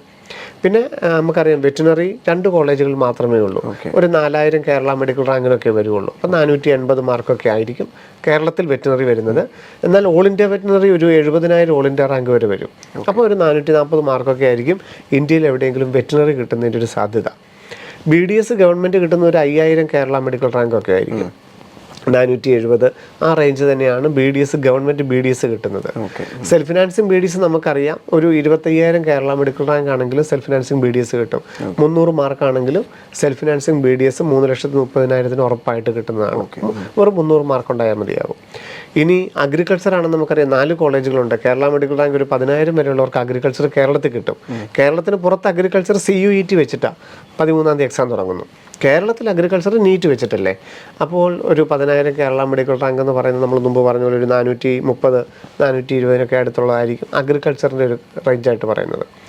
ആയുർവേദവും ഹോമിയോയും വരുമ്പോഴേ നമുക്കറിയാം ആയുർവേദം ഒരു 10,000 വരെയും ഹോമിയോ ഒരു 15,000 വരെയും കേരള മെഡിക്കൽ റാങ്ക്. അതായത് ഈ 430 ആഗവൺമെൻറ് ആയുർവേദം, ഹോമിയോ ഒരു 350, 320 വരെയൊക്കെ ഹോമിയോ. സെൽഫ് ഫിനാൻസിങ് ആയുർവേദം 2,20,000 സീറ്റുകൾ 25,000 വരെ കിട്ടും. 350, 300 മാർക്ക് വരെയൊക്കെ സെൽഫ് ഫിനാൻസിങ് ആയുർവേദ സീറ്റ് കിട്ടും. അപ്പം ഇതാണ് നമ്മൾ ഈ ഇവിടുത്തെ ഉള്ള കുട്ടികളുടെ എണ്ണം വെച്ചിട്ടാണ് നമ്മൾ ഈ കാൽക്കുലേഷനൊക്കെ നടത്തിയിരിക്കുന്നത്. അത് എല്ലാ വർഷങ്ങളിലും അങ്ങനെ തന്നെയാണ് ചെയ്തിരിക്കുന്നത്. വലിയ മാറ്റങ്ങളൊന്നും വരാൻ സാധ്യതയില്ല താനും. സർ, രാജ്യത്തുടനീളമായി 20ഓളം എയിംസുകളാണല്ലോ ഉള്ളത്. ഇപ്പോൾ എയിംസുകൾ സ്വപ്നം കാണുന്ന ഒരുപാട് മലയാളി എയിംസ് ബ്രാൻഡിങ് എന്ന് പറഞ്ഞാൽ തീർച്ചയായിട്ടും അതൊരു ട്രെൻഡിങ് തന്നെയാണ്. അതെ. അപ്പോൾ ആ ഒരു MBBS ലക്ഷ്യം വെക്കുന്ന വിദ്യാർത്ഥികൾക്ക് വേണ്ടി എയിംസിലേക്കുള്ളൊരു കാര്യങ്ങൾ ഏതാണ്ട് നമുക്കറിയാം ഒരു 5,000 ഓൾ ഇന്ത്യ റാങ്ക് വരെയുള്ളവർക്ക് ഏറ്റവും സേഫാണ്. 7,000, 7,500 വരെ ഓൾ ഇന്ത്യ റാങ്കിന് എയിംസിൻ്റെ ഏതെങ്കിലും ഒരു സീറ്റുകളൊക്കെ കിട്ടുകയും ചെയ്യും. ഏറ്റവും ടോപ്പ് റായ്പൂർ, ഋഷികേശ്, അങ്ങനെയുള്ള പാറ്റ്ന, നാഗ്പൂർ വരെയൊക്കെ ഉള്ളതൊരു 4,000 റാങ്ക് വരെയൊക്കെ ഉള്ള നല്ല സാധ്യതകളാണുള്ളത്. അപ്പം നമുക്കൊരു 5,000 ഓൾ ഇന്ത്യ റാങ്കൊക്കെ വേണമെങ്കിൽ അവിടെ ഉറപ്പായിട്ട് നമുക്ക് പറയാനായിട്ട് സാധിക്കും. ഈ 570 ആ റേഞ്ചൊക്കെ ഉള്ള മാർക്കുകൾ എയിംസുകളിൽ ഉറപ്പായിട്ട് വരും. ജിപ്മറിൽ നമുക്ക് പോണ്ടിച്ചേരിയിൽ മാത്രമേ ഉള്ളൂ ഓൾ ഇന്ത്യ റാങ്ക് 500-നകത്തൊക്കെ തന്നെ വരണം. അപ്പം നമുക്ക് 595 അല്ലെങ്കിൽ 600 മാർക്കൊക്കെ ആയിരിക്കും ജിപ്മർ പോണ്ടിച്ചേരിയിൽ കിട്ടുന്ന ഒരു കട്ട് ഓഫ് ആയിട്ട് പറയുന്നത്. എയിംസിൽ 5,000 ഓൾ ഇന്ത്യ റാങ്ക് വരെ 570 വരെയൊക്കെ വരാനുള്ള സാധ്യതകളുണ്ട്. അത് പിന്നെ താഴോട്ടിറങ്ങി വരും 7,500 റാങ്ക് വരെയൊക്കെ വരികയും ചെയ്യും അവസാന സ്ട്രേ വേക്കൻസി ഒക്കെ എത്തുമ്പോഴേക്കും. എയിംസിൽ ഈ MBBSൽ ഏറ്റവും ഫീസ് കുറഞ്ഞ് പഠിക്കാൻ പറ്റുന്ന ഏറ്റവും മികച്ച പ്രൊഫഷണൽ സ്ഥാപനമാണ് എയിംസ്. തീർച്ചയായിട്ടും ആ ബ്രാൻഡിന് എക്കാലത്തും വലിയ വാല്യൂവുമുണ്ട്. പ്രൊഫഷണൽ എഡ്യൂക്കേഷൻ്റെ ഒരു വ്യക്തി രൂപപ്പെടുന്നതിൽ ഏറ്റവും നല്ലൊരു വിദ്യാഭ്യാസം നമുക്ക് എയിംസിൽ കിട്ടും. MBBSന് അപ്പുറത്ത് അവൻ്റെ കരിക്കുലത്തിൽ അക്കാഡമിക്കിൽ വെച്ചാണെങ്കിലും അതല്ലാത്തുള്ള എക്സ്ട്രാ കരിക്കുലർ ആക്ടിവിറ്റീസ് ആണെങ്കിലും വ്യക്തിത്വ രൂപീകരണത്തിലൊക്കെ ആണെങ്കിലും തികച്ചും ഒരു പ്രൊഫഷണലിസം കീപ്പ് ചെയ്യാനായിട്ട് എയിംസിൻ്റെ ബ്രാൻഡിങ്ങിന് പറ്റും. തീർച്ചയായിട്ടും ആ റേഞ്ച് ഉള്ളവർ ഈ 5000 ഒക്കെ ഓൾ ഇന്ത്യ റാങ്ക് വരുന്നവർ എയിംസ് സ്ഥാപനങ്ങളിൽ പോയി ഒന്ന് കാണുകയും ചെയ്യണമെന്നാണ് പറയുന്നത്. കാരണം നമ്മൾ പലപ്പോഴും നമ്മൾ ഈ ചുറ്റുവട്ടങ്ങളിൽ മാത്രം ഒതുങ്ങി നിൽക്കാതെ കേരളത്തിൻ്റെ പുറത്തുള്ള സാധ്യതകളൊക്കെ തിരിച്ചറിയുന്നത് നല്ലതാണ്. തീർച്ചയായിട്ടും എയിംസിൽ കൂടുതൽ കുട്ടികൾ അഡ്മിഷൻ എടുക്കണം എന്നുള്ള വലിയൊരു താല്പര്യം നമുക്കുണ്ട്. സർ, രാജ്യസ്നേഹമൊക്കെ നമ്മുടെ വികാരമായി നിൽക്കുന്നൊരു സമയമാണ്. തീർച്ചയായും രക്തം തിളഞ്ഞു നിൽക്കുന്ന ഒരു സമയമാണ്. അപ്പോൾ തീർച്ചയായിട്ടും നിരവധി വിദ്യാർത്ഥികളാണ് ഈ ഒരു AFMC ലക്ഷ്യം വെക്കുന്നത്. അപ്പോൾ അവർ എന്തൊക്കെ പരിഗണിക്കണം? തീർച്ചയായിട്ടും ഈ പറഞ്ഞതുപോലെ തന്നെ മിലിറ്ററി ആയിട്ട് ബന്ധപ്പെട്ട് ആ ഒരു പാഷൻ ഉണ്ടെങ്കിൽ, അതിൻ്റെ ഒരു കൾച്ചർ നമുക്കുണ്ടെന്നുണ്ടെങ്കിൽ തീർച്ചയായിട്ടും ഏറ്റവും ഫീസില്ലാതെയും യാതൊരു തരത്തിലുള്ള ഫീസില്ലാതെയും ട്യൂഷനോ അല്ലെങ്കിൽ ട്യൂഷൻ ഫീസോ ഹോസ്റ്റൽ ഫീസോ ട്രാവലിംഗ് എക്സ്പെൻസോ യാതൊന്നുമില്ലാതെ എൻ്റെ കരിയർ, എൻ്റെ ഒരു ജീവിതം എനിക്ക് തോന്നുന്നു ഒരു 50-55 വയസ്സ് വരെ ഏറ്റവും നല്ല രീതിയിൽ ജീവിക്കാൻ പറ്റിയ, ഏറ്റവും നല്ല പൊസിഷനിൽ ജീവിക്കാൻ പറ്റിയ മേഖലയാണ് ആംഡ് ഫോഴ്സ് മെഡിക്കൽ കോളേജ്. നമ്മൾ പോയിരിക്കുന്ന മെഡിക്കൽ കോളേജുകളിലെല്ലാം തന്നെ നമുക്ക് ഏറ്റവും അധികം സന്തോഷം നൽകിയ ഒരു ക്യാമ്പസുമാണ് AFMC. അപ്പോൾ AFMCയുടെ ഒരു സെലക്ഷൻ പ്രൊസീജിയറൊക്കെ നമ്മൾ കഴിഞ്ഞ ദിവസങ്ങളിൽ ചർച്ച ചെയ്തിരുന്നു. അതിൻ്റെ ഇൻഫർമേഷൻ ബുള്ളറ്റിൻ AFMCയുടെ വെബ്സൈറ്റിൽ പ്രസിദ്ധീകരിക്കുകയും ചെയ്തിട്ടുണ്ട്. കാരണം നീറ്റ് എന്ന് പറയുന്നത് ഒരു കട്ട് ഓഫ് മാർക്ക് മാത്രമേ ഉള്ളൂ. 1400 കുട്ടികളെ സെലക്ട് ചെയ്യുന്ന ഒരു ഷോർട്ട് ലിസ്റ്റ് തയ്യാറാക്കുന്ന ഒരു കട്ട് ഓഫ് മാത്രമേ നീറ്റുള്ളൂ. അവിടെ ചെന്ന് കഴിഞ്ഞാൽ AFMC പൂനെയിൽ ജൂലൈ 20 ചെന്ന് കഴിഞ്ഞാൽ English aptitude test, ടോളർ, interview, medical fitness, അതുപോലെ സർട്ടിഫിക്കറ്റ് വെരിഫിക്കേഷൻ, ഇതെല്ലാം കൂടെ കഴിഞ്ഞിട്ട് മാത്രമേ നമുക്ക് AFMCയിൽ സെലക്ഷൻ കിട്ടുകയുള്ളൂ. ഏതാണ്ട് നമ്മൾ പറഞ്ഞിരുന്നു 720 മാർക്ക് നീറ്റിന്, 80 മാർക്ക് ടോളറിന്, അപ്പോൾ 800 മാർക്ക് മൊത്തത്തിൽ. ആ 800നെ 4 കൊണ്ട് ഡിവൈഡ് ചെയ്തിട്ട് 200 ആദ്യം സ്കോർ. എന്നിട്ട് ഇൻ്റർവ്യൂവിൻ്റെ മാർക്കും കൂടെ ആഡ് ചെയ്തിട്ടാണ് നീറ്റിൻ്റെ ഫൈനൽ ലിസ്റ്റ് വരുന്നത്. അപ്പം ഇൻ്റർവ്യൂ എന്നൊക്കെ പറഞ്ഞാൽ ഒരാളുടെ പേഴ്സണാലിറ്റി എങ്ങനെയാണ് എന്നുള്ളത് മാത്രമേ അവർ ചെക്ക് ചെയ്യുള്ളൂ. അല്ലാതെ നമ്മുടെ ഭൗതികമായ കഴിവൊന്നും അല്ല അവർ അളക്കുന്നത്. എത്രത്തോളം പ്ലസൻ്റ് ആണ്, എത്രത്തോളം ഇംഗ്ലീഷിലൊക്കെ നല്ല പ്രാവീണ്യമുണ്ട്, എക്സ്ട്രാ കരിക്കുലർ ആക്ടിവിറ്റീസൊക്കെ എങ്ങനെയുണ്ടെന്ന് അറിയാൻ വേണ്ടി മാത്രമാണ്. അപ്പോൾ ആ താല്പര്യമുള്ളവർക്ക് നമുക്കിപ്പോൾ പ്രതീക്ഷിക്കുന്നത് നമ്മൾ 520 മാർക്കാണ് ആൺകുട്ടികൾക്ക് പ്രതീക്ഷിക്കുന്നത്. 530, 540 മാർക്കാണ് പെൺകുട്ടികൾക്ക് പ്രതീക്ഷിക്കുന്നത് ഈ കട്ട് ഓഫ് വരാനായിട്ട്. അതിലൊക്കെ വേരിയേഷൻ വരാൻ, ഞാൻ പറഞ്ഞല്ലോ, NTA കീ വരുന്നത് വരെ തീർച്ചയായിട്ടും ഇതിൻ്റെ കട്ട് ഓഫുകളൊക്കെ മാറുകയൊക്കെ ചെയ്തേക്കാം. എങ്കിലും ഈ റേഞ്ചൊക്കെ ഉള്ളവർ അതിന് വേണ്ടിയിട്ട് തയ്യാറെടുക്കുന്നത്, അത് ആ മിലിറ്ററി പാഷൻ ഉള്ളവർക്ക് അതിന് വേണ്ടിയിട്ട് തയ്യാറെടുക്കുന്നത് ഏറ്റവും നല്ലതായിരിക്കും. സർ, ഇപ്പോൾ CMC വെല്ലൂർ പോലെ അല്ലെങ്കിൽ സെൻറ്റ് ജോൺസ് ബാംഗ്ലൂർ പോലെയൊക്കെ ഉള്ള കോളേജുകളിൽ അഡ്മിഷൻ നേടാൻ ആഗ്രഹിക്കുന്ന ഒരുപാട് വിദ്യാർത്ഥികളുണ്ട്. അപ്പോൾ അവർക്ക് വേണ്ടിയിട്ട് നമുക്ക് പ്രതീക്ഷയോടെ എന്ത് പറയാം? CMC വെല്ലൂരിൽ അഡ്മിഷൻ എടുക്കാനായിട്ട് നമുക്കറിയാലോ, നീറ്റ് റിസൾട്ട് വന്നതിന് ശേഷം ജൂൺ 20 TNMedicalSelection.net എന്ന വെബ്സൈറ്റ് ആക്റ്റീവ് ആകും. അതിനകത്ത് ഓൺലൈനായിട്ട് അപ്ലൈ ചെയ്യണം, മാനേജ്മെൻറ്റ് സീറ്റിനായിട്ട് അപ്ലൈ ചെയ്യണം. 1000 രൂപയ്ക്കുള്ള രജിസ്ട്രേഷൻ ഫീസ് അടച്ച് രജിസ്റ്റർ ചെയ്യുക. CMC വെല്ലൂർ ഉൾപ്പെടെയുള്ള തമിഴ്നാട്ടിലെ മാനേജ്മെൻറ്റ് സീറ്റ് എല്ലാം നമുക്ക് കിട്ടും. CMC വെല്ലൂരിൽ ഫീസ് കുറവാണ്, 85,000 രൂപ മാത്രമേ ഉള്ളൂ. ബാക്കിയുള്ളിടത്തൊക്കെ 13.5 ലക്ഷം ഫീസാണെന്ന് ഓർത്തിരിക്കുക, PST മെഡിക്കൽ കോളേജിലൊക്കെ. അപ്പം CMC വെല്ലൂരിൽ മാത്രമാണെങ്കിലും TN മെഡിക്കലിൽ നമ്മൾ മാനേജ്മെൻറ്റ് സീറ്റിന് അപ്ലൈ ചെയ്യുക. നമ്മുടെ നീറ്റിൻ്റെ ഡീറ്റെയിൽസ് എല്ലാം ആഡ് ചെയ്യുക. അത് കഴിയുമ്പം തമിഴ്നാടിൻ്റെ ഒരു റാങ്ക് വരും, മാനേജ്മെൻറ്റ് കോട്ടയുടെ റാങ്ക് വരും. ആ റാങ്ക് എടുത്തിട്ട് നമ്മൾ CMC വെല്ലൂരിൻ്റെ സൈറ്റിൽ കൊടുക്കുക. അങ്ങനെയാണ് CMC വെല്ലൂരിൻ്റെ സെലക്ഷൻ നടക്കുന്നത്. TN മെഡിക്കൽ വഴി തന്നെയാണ്. അങ്ങനെ TN മെഡിക്കലിൻ്റെ സെലക്ഷൻ വരുമ്പോൾ നമ്മൾ CMC വെല്ലൂർ 1 ലക്ഷം രൂപ അടച്ച് നമ്മൾ ഓപ്ഷൻ കൊടുക്കുകയും ചെയ്യണം. ഫീസ് കുറവാണെങ്കിൽ പോലും നമ്മൾ രജിസ്ട്രേഷൻ ഫീസിനായിട്ട് അവിടെ നമ്മൾ 1 ലക്ഷം രൂപ അടയ്ക്കേണ്ടതായിട്ടുണ്ട് ജൂലൈ അവസാനത്തെ ആഴ്ചയിൽ. എന്നിട്ടാണ് നമുക്ക് കിട്ടുന്നത്. അപ്പോൾ ഓപ്പൺ കോട്ടയിൽ 2 സീറ്റുകളേ ഉള്ളൂ. തീർച്ചയായിട്ടും ഒരു 580 മാർക്കൊക്കെ ആയിരിക്കും ഓപ്പൺ കോട്ടയിൽ CMC വെല്ലൂരിൻ്റെ കട്ട് ഓഫ് എന്ന് പറയുന്നത്, എല്ലാ വിഭാഗക്കാർക്കും കിട്ടുന്നത്. കാത്തലിക്സ് വിഭാഗത്തിന് 570 മാർക്ക് വരെ, അവർക്ക് 2 സീറ്റാണ്. കാത്തലിക്സ് വിഭാഗമല്ല, എല്ലാ ക്രിസ്ത്യൻസിനുമായിട്ട് 2 സീറ്റുകളാണ്. 560, 570 മാർക്കൊക്കെ ആയിരിക്കും കട്ട് ഓഫ് എന്ന് പറയുന്നത്. ബാക്കിയുള്ളത് CSI, യാക്കോബൈറ്റ്, മലങ്കര അങ്ങനെയുള്ള വിവിധ വിഭാഗങ്ങൾക്കാണ്. അവർക്ക് നമുക്കറിയാം 500, 450 ഒക്കെ ആണെങ്കിലും അവരുടെ പ്രത്യേക കാറ്റഗറിക്കാർക്ക് സ്പോൺസർഷിപ്പ് വഴി സീറ്റുകൾ കിട്ടും. അങ്ങനെയുള്ളവരെല്ലാം ആ വെബ്സൈറ്റിലാണ് അപ്ലൈ ചെയ്യേണ്ടത്. സെൻറ്റ് ജോൺസ് മെഡിക്കൽ കോളേജിൻ്റെ പ്രത്യേകത എന്താണെന്ന് ചോദിച്ചാൽ കന്യാസ്ത്രീമാർക്ക് മാത്രമായിട്ട്, കന്യാസ്ത്രീ സമൂഹത്തിന് മാത്രമായിട്ട് 25 സീറ്റുകളുണ്ട്. ഒരു 200 മാർക്കാണെങ്കിലും സെൻറ്റ് ജോൺസ് മെഡിക്കൽ കോളേജിൽ അഡ്മിഷൻ കിട്ടും. റോമൻ കാത്തലിക്സ് വിഭാഗത്തിന് 55 സീറ്റുകളുണ്ട് സെൻറ്റ് ജോൺസിൽ മാത്രമായിട്ട്. ഒരു 450 മാർക്കാണെങ്കിലും സെൻറ്റ് ജോൺസിൽ അഡ്മിഷൻ കിട്ടും. ഓൾ ഇന്ത്യ റാങ്ക് ഒരു 70,000 വരെയൊക്കെ ആണെങ്കിലും. അപ്പോൾ അങ്ങനെയുള്ളവരൊക്കെ ഓൾറെഡി CETക്ക് ചിലർ രജിസ്റ്റർ ചെയ്തിട്ടുണ്ടായിരിക്കും, ഇല്ലേ രജിസ്ട്രേഷൻ പുതുതായിട്ട് വരുന്നുണ്ട്. കർണാടക CETOnline.KEA.NIC.in അവിടെ വീണ്ടും രജിസ്റ്റർ ചെയ്യുക. ബിഷപ്പിൻ്റെ സർട്ടിഫിക്കറ്റ്, ബാപ്റ്റിസം, അതുപോലെ മൈനോറിറ്റി സർട്ടിഫിക്കറ്റ് ഒക്കെ അപ്ലോഡ് ചെയ്യുക. അപ്ലോഡ് ചെയ്തതിന് ശേഷം നമ്മൾ ബാംഗ്ലൂരിൽ നേരിട്ട് സർട്ടിഫിക്കറ്റ് വെരിഫിക്കേഷനായിട്ട് പോകണം. അതിനുശേഷമാണ് കർണാടകയുടെ എൻട്രൻസ് കമ്മീഷൻ്റെ വെബ്സൈറ്റ് വഴിയാണ് നമ്മൾ സെൻറ്റ് ജോൺസിന് ഓപ്ഷൻ കൊടുക്കേണ്ടത്. ഒരു 450 വരെയുള്ള റോമൻ കാത്തലിക്സിനൊക്കെ അവിടെ സീറ്റ് കിട്ടും. ഓപ്പൺ കോട്ടയിൽ എല്ലാ വിഭാഗക്കാർക്കും, ഹിന്ദു ഉൾപ്പെടെയുള്ള എല്ലാ വിഭാഗക്കാർക്കും 10 സീറ്റുകൾ അവിടെ ഉണ്ട്. അതിൽ 500 മാർക്കൊക്കെ ആയിരിക്കും. പക്ഷേ 9 lakhs per year ആണ്. വലിയൊരു പോലെ ഫീസ് കുറവില്ല. 9 lakhs per year ആണ് സെൻറ്റ് ജോൺസിൻ്റെ ഫീസ്. 500 മാർക്ക് വരെയുള്ളവർക്ക് ഓപ്പൺ കോട്ടയിൽ കിട്ടും. 450 മാർക്ക് താഴെയാണെങ്കിലും കിട്ടാം. 450 മാർക്ക് നമുക്ക് ഉറപ്പായിട്ട് പറയാവുന്ന ഒരു മാർക്ക് 450 ആയിരിക്കും. സർ, ഇപ്പോൾ കേരളത്തിൻ്റെ സെൽഫ് ഫിനാൻസ് സീറ്റുകളിൽ കേരളത്തിൽ 20 സെൽഫ് ഫിനാൻസിങ് കോളേജുകളുണ്ട്. ഏതാണ്ട് 8 ലക്ഷം മുതൽ 9.5 ലക്ഷം വരെയാണ് ഓരോ കോളേജിലും വാർഷിക ഫീസ്. അപ്പോൾ ഒരു 20 സെൽഫ് ഫിനാൻസിങ് കോളേജുകളിലും NRI സീറ്റുണ്ട്. തീർച്ചയായിട്ടും 15% NRI സീറ്റുകളുണ്ട്. ഏതാണ്ട് 400 സീറ്റുകളുണ്ട് NRI സീറ്റുകൾ.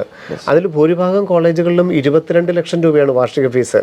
എന്നാൽ ചില കോളേജുകളിൽ, പ്രത്യേകിച്ച് കാത്തലിക്സിൻ്റെ ഒക്കെ കോളേജുകളിൽ, ക്രിസ്ത്യൻ കോളേജുകളിലൊക്കെ 15 ലക്ഷം രൂപ മാത്രമേ വാർഷിക ഫീസ് മേടിക്കുന്നുള്ളൂ. 2 ഫീസ് സ്ട്രക്ചർ ഉണ്ട്. അപ്പോൾ കീമിന് അപ്ലൈ ചെയ്ത മാർച്ച് മാസത്തിൽ തന്നെയാണ് നമ്മൾ NRIക്ക് നമ്മൾ ഡോക്യുമെൻറ്റ്സ് ഒക്കെ കൊടുക്കേണ്ട സമയമായിരുന്നു. ഏതാണ്ട് നമുക്ക് മാർക്കൊക്കെ അറിയാം. ഒരു 250 മാർക്കാണെങ്കിലും ഈ 20 കോളേജുകളിൽ ഏതെങ്കിലും ഒരു കോളേജിൽ ഉറപ്പായിട്ടും NRI സീറ്റിന് ലഭിക്കുകയും ചെയ്യും. ഇപ്പോൾ സാറ് പറഞ്ഞ പോലെ അങ്ങനെ നമുക്ക് ആപ്ലിക്കേഷൻ സമർപ്പിക്കേണ്ട ഒരു സമയം ഉണ്ടായിരുന്നു കീമിൻ്റെ സമയത്ത്. അത് ഇനി നമുക്ക് എപ്പോഴെങ്കിലും തീർച്ചയായിട്ടും, കാരണം പരീക്ഷ ഇപ്പോൾ കഴിഞ്ഞല്ലേ ഉള്ളൂ. അപ്പോൾ കുറച്ച് പേർക്ക് ഇൻ കേസ് മാർക്ക് കുറഞ്ഞു പോയി, അപ്പം കേരളത്തിലൊരു സെൽഫ് ഫിനാൻസിങ് കിട്ടും. എന്നാലും അവർക്ക് ഉദ്ദേശിച്ച ഒരു കോളേജ് കിട്ടാൻ വേണമെങ്കിൽ NRI സെലക്ട് ചെയ്യാം. ഇനി അതല്ല, ഇപ്പം മാർക്ക് 450-നേക്കാളും അല്ലെങ്കിൽ 400-നേക്കാളും കുറഞ്ഞു പോയി, ഒരു NRI സീറ്റ് വേണമെന്നുണ്ടെങ്കിൽ ഇനിയും കൊടുക്കാനായിട്ട് അവസരം വരുന്നുണ്ട്. ഈ വിസ സ്പോൺസറുടെ രക്തബന്ധത്തിലുള്ള ഒരു സ്പോൺസർ വേണം. അച്ഛൻ, അമ്മ അല്ലെങ്കിൽ അമ്മമാരുടെ സഹോദരങ്ങൾ, അവരുടെ മക്കൾ, ഗ്രാൻഡ് ഫാദറിൻ്റെ ഗ്രാൻഡ് മദറിൻ്റെ മക്കൾ, അങ്ങനെ രക്തബന്ധത്തിലുള്ള ഒരു സ്പോൺസർ ഉണ്ടെന്നുണ്ടെങ്കിൽ നമുക്ക് തീർച്ചയായിട്ടും NRIക്ക് ഇനി പുതുതായിട്ട് അപ്ലൈ ചെയ്യാം. Visa, passport, employment certificate, affidavit, ബന്ധം കാണിക്കുന്ന രേഖ, അഫിഡേവിറ്റും എംപ്ലോയ്മെൻറ്റ് സർട്ടിഫിക്കറ്റും അറ്റസ്റ്റേഷൻ ചെയ്തിരിക്കണം. നമ്മുടെ എംബസിയിൽ നിന്ന് അറ്റസ്റ്റ് ചെയ്തിരിക്കണം എന്ന് മാത്രമേ ഉള്ളൂ. അതൊക്കെ വേണം റെഡിയാക്കി വെച്ചോണം. ഈ മാസം അല്ലെങ്കിൽ അടുത്ത മാസമോ NRIക്ക് പുതിയതായിട്ട് കേരളത്തിന് അപ്ലൈ ചെയ്യാനായിട്ടുള്ള അവസരം വരുന്നുണ്ട്. സർ, അതുപോലെ തമിഴ്നാട്, കർണാടക പോലുള്ള അതർ സ്റ്റേറ്റുകളിലൊക്കെ അഡ്മിഷൻ ആഗ്രഹിക്കുന്ന നിരവധി ഗവൺമെൻറ് സീറ്റ് ഓൾ ഇന്ത്യ കോട്ട വഴി മാത്രമേ കിട്ടുള്ളൂ. നമ്മൾ പറഞ്ഞു 520 മാർക്കെന്നല്ല, 25,000 ഓൾ ഇന്ത്യ റാങ്ക് എങ്കിലും. ഇപ്പം 520 മാർക്കെന്ന് നമ്മൾ അറിയാതെ പറഞ്ഞു പോകുന്നതാണ്. 25,000 ഓൾ ഇന്ത്യ റാങ്ക് എങ്കിലും വന്നു കഴിഞ്ഞാൽ നമുക്കറിയാം അതിനേക്കാളൊക്കെ ഇത്തവണ കൂടും. 26,000 27,000 വരെ ഈ വർഷം എന്താണെങ്കിലും വരും. അപ്പോൾ 27,000 നമുക്കൊരു ഉറപ്പായിട്ട് പറയാമെന്ന് മാത്രം. അതുകൊണ്ടാണ് ഈ 510 എന്ന് പറയുന്നത്. 25,000 എന്ന് പറയുന്നത് 520 പറയുന്നത് അതുകൊണ്ടാണ്. അപ്പോൾ അത് MCCയുടെ സൈറ്റ് വഴിയാണ്. അതർ സ്റ്റേറ്റുകളിലെ ഗവൺമെൻറ് കോളേജ് കൊടുക്കാൻ അത് മാത്രമേ ഉള്ളൂ. ഓരോ സ്റ്റേറ്റിലും സെപ്പറേറ്റ് അപ്ലൈ ചെയ്യേണ്ട. ഗവൺമെൻറ് സീറ്റിന് MCCയുടെ സൈറ്റ് വഴി മാത്രം അപ്ലൈ ചെയ്താൽ മതി. ഓരോരോ സ്റ്റേറ്റിലും കയറി ചെയ്യേണ്ട. പക്ഷേ ഇവിടെ ഇപ്പം നമുക്കൊരു 470 മാർക്കാ, 450 മാർക്കാ, 400, 350 മറ്റുള്ള സ്റ്റേറ്റുകളുടെ മാനേജ്മെൻറ്റ് സീറ്റിന് 12 ലക്ഷം, 10 ലക്ഷം, 14.5 ലക്ഷം അല്ല അങ്ങനെയൊക്കെ വേണമെന്നുണ്ടെങ്കിൽ ഓരോരോ സ്റ്റേറ്റുകളിൽ നമ്മൾ ചെയ്യേണ്ടതായിട്ട് വരും. ഇപ്പോൾ ജൂൺ അവസാനം തമിഴ്നാട് തുടങ്ങുന്നു, കർണാടക തുടങ്ങുന്നു, ആന്ധ്ര, തെലുങ്കാന ഒക്കെ ഈ ജൂൺ മാസം അവസാനം തുടങ്ങും. അവരൊക്കെ സെപ്പറേറ്റ് അപ്ലൈ ചെയ്യേണ്ടതായിട്ട് വരും. സർ, അതുപോലെ ഈ ഡീംഡ് കോളേജുകളുടെ അഡ്മിഷൻ പ്രൊസീജിയറും കാര്യങ്ങളും എത്ര? തീർച്ചയായിട്ടും സ്വയംഭരണ സർവകലാശാലകളാണ് ഡീംഡ് എന്ന് പറയുന്നത്. അവരുടെ അഡ്മിഷൻ, ഫീസ്, പരീക്ഷകൾ ഒക്കെ ഡീംഡിന് തീരുമാനിക്കാം. കേരളത്തിൽ നമ്മുടെ അമൃത മെഡിക്കൽ കോളേജ്, കർണാടകത്തിൽ ഏറ്റവും കൂടുതൽ ഡീംഡ് കോളേജുകളുണ്ട്. 12 ഡീംഡ് കോളേജുകളുണ്ട്. തമിഴ്നാട്ടിലും ഉണ്ട്, എല്ലാ സ്റ്റേറ്റിലും ഉണ്ട്. അത് ഡീംഡ് കോളേജ് എന്ന് പറയും. അവിടെ നമുക്ക് അഡ്മിഷൻ കിട്ടണമെങ്കിൽ ഫീസ് വളരെ കൂടുതലാണ്. ഏറ്റവും കുറഞ്ഞ ഫീസ് എന്ന് പറയുന്നത് തന്നെ 18 ലക്ഷം രൂപ വാർഷിക ഫീസാണ്. അപ്പം അതിനത്രയ്ക്ക് സൗകര്യങ്ങൾ അവിടെ ഉണ്ടായിരിക്കണം. അപ്പം അങ്ങനെയുള്ള ഡീംഡ് കോളേജുകൾ 52 ഡീംഡ് കോളേജുകൾ, 10,000 MBBS സീറ്റുകൾ, BDSനുണ്ട് സീറ്റുകൾ, 2,500 BDS സീറ്റുകളുണ്ട്, 5 ലക്ഷം രൂപ വാർഷിക ഫീസ്. അപ്പോൾ കുറഞ്ഞ മാർക്കാണെങ്കിലും ഈ 10,000 സീറ്റുണ്ട് MBBSന്, 20 ലക്ഷമൊക്കെ വാർഷിക ഫീസുള്ളത്. BDS വേണമെന്നുണ്ടെങ്കിലും ഡീംഡ് കോളേജുകളിൽ BDS എടുക്കാം. 200 മാർക്കോ 150 മാർക്കൊക്കെ ആണെങ്കിലും BDSനും ഈ ഡീംഡ് കോളേജുകളിൽ പ്രവേശനം കിട്ടും. ഡീംഡ് കോളേജുകളുടെ പ്രവേശനം നടക്കുന്നതെല്ലാം MCCയുടെ സൈറ്റ് വഴി 2 ലക്ഷം രൂപ രജിസ്ട്രേഷൻ ഫീസ് അടച്ചാണ് അഡ്മിഷൻ കിട്ടുന്നത്. ഓൾ ഇന്ത്യ കോട്ടയുടെ അതേ അഡ്മിഷൻ പ്രൊസീജിയർ തന്നെയാണ്. ഈ രജിസ്ട്രേഷൻ ഫീസ് തിരികെ പിന്നീട് ലഭിക്കുകയും ചെയ്യും. അപ്പം മാർക്ക് കുറഞ്ഞവർക്ക് ഇനി NRI സീറ്റ് കിട്ടിയില്ലെങ്കിലും 18 ലക്ഷം 20 ലക്ഷം 22 ലക്ഷം കൊടുത്ത് MBBS എടുക്കണമെങ്കിൽ, അല്ലെങ്കിൽ 5 ലക്ഷം കൊടുത്ത് BDS എടുക്കണമെങ്കിൽ തീർച്ചയായിട്ടും MCCയുടെ സൈറ്റ് വഴി കൊടുത്താൽ ഡീംഡ് കോളേജുകളിൽ ഉറപ്പായിട്ട് സീറ്റ് കിട്ടും. സാർ, അതുപോലെ ESI കോളേജുകളിൽ ഒരു അഡ്മിഷൻ നേടണമെങ്കിൽ എന്തായിരിക്കും? തീർച്ചയായിട്ടും ESIയുടെ ഇപ്പം ഓൺലൈൻ ആപ്ലിക്കേഷൻ നടന്നുകൊണ്ടിരിക്കുകയാണ്. ESI IP വാർഡുകൾക്കുള്ള online application May 18 last date. 21-ാം തീയതി IP സർട്ടിഫിക്കറ്റ് കിട്ടും. അങ്ങനെ IP സർട്ടിഫിക്കറ്റ് കിട്ടുന്നവർക്ക് 466 MBBS സീറ്റുകൾ 24,000 രൂപ വാർഷിക ഫീസ് കൊടുത്തും 28 BDS സീറ്റുകൾ, 60 BSc നഴ്സിംഗ് സീറ്റുകളുണ്ട്. 470 ഓൾ ഇന്ത്യ റാങ്ക് 50,000 55,000 വരെയൊക്കെ ആയിരിക്കും ESI കോളേജിൽ അഡ്മിഷൻ കിട്ടുന്നത്. ജനറൽ ആണെങ്കിലും OBC ഒക്കെ ആണെങ്കിലും EWSന് അല്പം കൂടെ ബെനിഫിറ്റ് കിട്ടും. അത് പിന്നെ SC STക്കൊക്കെ ഇതിനേക്കാളൊക്കെ വളരെ കുറവ് മതി കേട്ടോ. നമ്മളത് വളരെ റയർ ആയതുകൊണ്ട് SC ST ധീവര അതുപോലെ തന്നെ KU വിഭാഗം KN വിഭാഗത്തിനൊക്കെ കട്ട് ഓഫ് ഈ വർഷം വളരെ കുറവ് മതിയായിരിക്കും. ആ കാറ്റഗറിക്കാരൊക്കെ അത് ശ്രദ്ധിച്ചുകൊള്ളണം. അങ്ങനെ റിസർവേഷൻ കാറ്റഗറിക്കാർക്ക് വളരെ വ്യത്യാസമായിരിക്കും. കാരണം ഇത്രയും ടഫ് ആയതുകൊണ്ട് വളരെ കട്ട് ഓഫ് കുറവായിരിക്കും. ഇപ്പോൾ ESI നമുക്കൊരു 55,000 ഓൾ ഇന്ത്യ റാങ്ക് 470 മാർക്കെന്ന് വിചാരിക്കാം. സാർ, ഇപ്പോൾ ചില വിദ്യാർത്ഥികൾക്ക് എക്സാം കഴിഞ്ഞ് വന്നപ്പോൾ അത്യാവശ്യം അവർ ചിലപ്പോൾ ഫസ്റ്റ് അറ്റംപ്റ്റ് ആയിരിക്കാം, അല്ലെങ്കിൽ നമ്മുടെ തന്നെ ലോങ് ടൈമിലോ മറ്റ് കോഴ്സുകളിലൊക്കെ പഠിച്ച വിദ്യാർത്ഥികളായിരിക്കാം. പക്ഷെ അവർക്ക് അത്യാവശ്യം മാർക്കുണ്ട്. ഇപ്പോൾ ഒരു സംശയത്തിൻ്റെ നിഴലിലാണ്, റിപ്പീറ്റ് ചെയ്യണോ അതോ സെൽഫ് ഫിനാൻസിങ് സീറ്റ് എടുക്കണോ എന്നുള്ളത്. അതിനെന്തായിരിക്കും സാറിന് പറയാനുള്ളത്? തീർച്ചയായിട്ടും അവിടെ നമ്മളുടെ കുടുംബത്തിൻ്റെ ഫിനാൻഷ്യൽ ബാക്ക്ഗ്രൗണ്ടാണ് ഏറ്റവും പ്രധാനമായിട്ടുള്ളത്. കാരണം നമുക്കറിയാം സെൽഫ് ഫിനാൻസിങ്ങിൽ ഏതാണ്ട് 45-50 ലക്ഷം രൂപ നമുക്ക് ചിലവ് വരും. അപ്പോൾ അത് അഫോർഡബിൾ ആണെന്നുണ്ടെങ്കിൽ, അല്ലെങ്കിൽ നമുക്ക് ഒരു പ്രോപ്പർട്ടിയൊക്കെ അങ്ങനെ നമുക്ക് ചെയ്യാനുണ്ടെങ്കിൽ നമുക്കൊന്ന് ഒരല്പം നമ്മൾ പ്രോപ്പർട്ടി ഒരല്പം കൊടുത്തിട്ടൊക്കെ നമുക്ക് തീർച്ചയായിട്ടും ഒരു സെൽഫ് ഫിനാൻസിങ്ങിൽ ചേരാൻ പറ്റുമെന്നുണ്ടെങ്കിൽ തീർച്ചയായിട്ടും അവിടെ എഡ്യൂക്കേഷൻ നിലവാരം ഏറ്റവും നല്ലത് തന്നെയാണ്. ഹൈജീനിക്കാണ്, യാതൊരു തരത്തിലുള്ള കുഴപ്പവുമില്ല. പക്ഷേ ചിലവ് വളരെ കൂടുതലാണ്. കുടുംബത്തിൻ്റെ സാമ്പത്തിക ഭദ്രത അട്ടിമറിക്കുന്നതാണെങ്കിൽ, അല്ലെങ്കിൽ ബാലൻസ് പോകുന്നതാണെങ്കിൽ വേണ്ട. തീർച്ചയായിട്ടും ഫസ്റ്റ് ടൈം ആണെന്നുണ്ടെങ്കിൽ തീർച്ചയായിട്ടും റിപ്പീറ്റ് ചെയ്യാം. നമ്മൾ ആദ്യം പറഞ്ഞതുപോലെ തന്നെ 2024 എല്ലാവരും പറഞ്ഞു കോമ്പറ്റീഷൻ കൂടുന്നു, വളരെയധികം മാർക്കുള്ളവർക്ക് മാത്രമേ MBBS കിട്ടുള്ളൂ എന്ന് പറഞ്ഞു. ഇപ്പം പറയുന്നു നീറ്റ് എക്സാം വളരെ ടഫാണ്, അപ്പോൾ ഇനി അങ്ങോട്ടുള്ളത് ഭയങ്കര ടഫുള്ള എക്സാമാണ്, അപ്പോൾ റിപ്പീറ്റ് ചെയ്താൽ ഇനി എന്ത് ചെയ്യും, കൊച്ചു പേടിച്ചു പോയി എന്നൊക്കെ പറയും. അതിലൊന്നും ഒരർത്ഥവുമില്ല. നമ്മളുടെ ആഗ്രഹം എന്താണ് എന്നുള്ളതാണ് ഏറ്റവും പ്രാധാന്യം. മെഡിക്കലാണ് ആഗ്രഹം, MBBS ആണ് ആഗ്രഹം, ഡോക്ടർ എന്നുള്ളത് നമ്മുടെ സർനെയിമാണ് ആഗ്രഹമെങ്കിൽ അത് എത്രത്തോളം അതിനു വേണ്ടിയിട്ട് ഹാർഡ് വർക്ക് ചെയ്യാൻ പറ്റുമെങ്കിൽ, കാരണം നിങ്ങൾക്ക് നിങ്ങളെ അറിയാം എത്രത്തോളം വർക്ക് ചെയ്യാൻ സാധിക്കും, അതിനുള്ള എല്ലാ അന്തരീക്ഷവും നമ്മുടെ ഇവിടെ ഉണ്ട് അല്ലേ? തീർച്ചയായിട്ടും സ്വയം പഠിക്കാനും മറ്റുള്ളവർ നമ്മളെ പഠിപ്പിക്കാനുമുള്ള എല്ലാ അന്തരീക്ഷവും നമ്മുടെ ക്യാമ്പസുകളിലുണ്ട്. അപ്പോൾ അതാണ് നമ്മൾ നോക്കേണ്ടത്. നമ്മളുടെ ആഗ്രഹം എത്രയാണ്, എത്രത്തോളം നമുക്ക് ഇതിനു വേണ്ടിയിട്ട് ഇൻപുട്ട് ചെയ്യാനായിട്ട് സാധിക്കും. അങ്ങനെയാണെങ്കിൽ ധൈര്യമായിട്ട് നിങ്ങൾക്ക് റിപ്പീറ്റ് ചെയ്യാം. അവിടെ നമ്മൾ റിപ്പീറ്റ് ചെയ്യുന്നൊരു മോശമാണെന്നോ അല്ലെങ്കിൽ അടുത്ത തവണ ഒരു ഗവൺമെൻറ് സീറ്റ് കിട്ടുമല്ലെന്ന് എന്താണ് ഉറപ്പ് എന്നുള്ളതൊക്കെ അതൊക്കെ നമ്മുടെ തീർച്ചയായിട്ടും നമ്മളുടെ ചരിത്രം 41 വർഷം 42ാമത്തെ വർഷമാണ് നമ്മൾ. എല്ലാ വർഷവും നമ്മൾ ഏതെങ്കിലുമൊക്കെ രീതിയിൽ ഈ പറഞ്ഞ പോലെ തന്നെ മെഡിക്കൽ വിഭാഗത്തിലെ കുട്ടികൾ ഓരോ ആങ്സൈറ്റിയുടെ കൂടെ തന്നെയാണ് കടന്നു പോകുന്നത്. അപ്പം ഇപ്പം ഇതുപോലുള്ളൊരു ടഫ് എക്സാമിന് ഒരു 250 സ്കോർ കിട്ടി, ഒരു ലോങ് ടൈം പഠിച്ച കുട്ടിയാണ്, അല്ലെങ്കിൽ ഒരു റെസിഡൻഷ്യൽ ബാച്ച് പഠിച്ച കുട്ടിയാണ്, 250 മാർക്ക് കിട്ടി, നല്ല മാർക്കല്ലേ? തീർച്ചയായിട്ടും നല്ല മാർക്കാണ്. അപ്പോൾ അവരെല്ലാം റിപ്പീറ്റ് ചെയ്യണമെന്നല്ല കേട്ടോ. അത്രയും മാർക്ക് കിട്ടുകയും ഒപ്പം +2-നും നല്ല മാർക്കുണ്ട്, നന്നായിട്ട് ഹാർഡ് വർക്ക് ചെയ്യാം എന്നുറപ്പുണ്ടെങ്കിൽ റിപ്പീറ്റ് ചെയ്യുന്നതിന് യാതൊരു തടസ്സവുമില്ല. അത്രയധികം സാധ്യതകളാണ് ഈ വർഷം. നോക്കൂ, ഇപ്പം ഈ വർഷം നീറ്റ് എഴുതി അല്പം മാർക്ക് കുറഞ്ഞവരുടെ ചാൻസുകൾ നോക്കൂ. അവർക്ക് ഏറ്റവും കുറഞ്ഞ JEE മെയിനിൽ ഒരു 97% മാർക്കുണ്ട്. ഈ വർഷം നീറ്റിന് നന്നായിട്ട് അധ്വാനിച്ചു. ഇൻ കേസ് നീറ്റ് അല്പം കുറഞ്ഞു പോയെങ്കിൽ അവർക്ക് JEEയിൽ NITകളിൽ ഏറ്റവും നല്ലൊരു അഡ്മിഷൻ കിട്ടും. കാരണം അത്രയ്ക്ക് നല്ല റിസൾട്ട് ഉണ്ട് അവർക്ക്. ഇനി NIT അല്ലെങ്കിൽ IIIT അതല്ലെന്നുണ്ടെങ്കിൽ ഐസർ. ഐസർ എന്ന് പറയുന്ന ഒരൊറ്റ പരീക്ഷയിലൂടെ IISc ബാംഗ്ലൂരിൽ, IIT മദ്രാസിലെ 2 പ്രോഗ്രാമുകൾക്ക്, ഐസറുകളിൽ, അതുപോലെ തന്നെ നൈസർ, CUET എന്തുമാത്രം സാധ്യതകളാണ് കിടക്കുന്നത്. അപ്പോൾ +2 നന്നായിട്ട് പഠിച്ചൊരു വിദ്യാർത്ഥിക്ക് 2024 ധാരാളം സാധ്യതകളുണ്ട്. അപ്പോൾ ഈ വർഷം കിട്ടുന്ന ഒരു കോഴ്സിന് ചേരുക അല്ല ചെയ്യേണ്ടത്.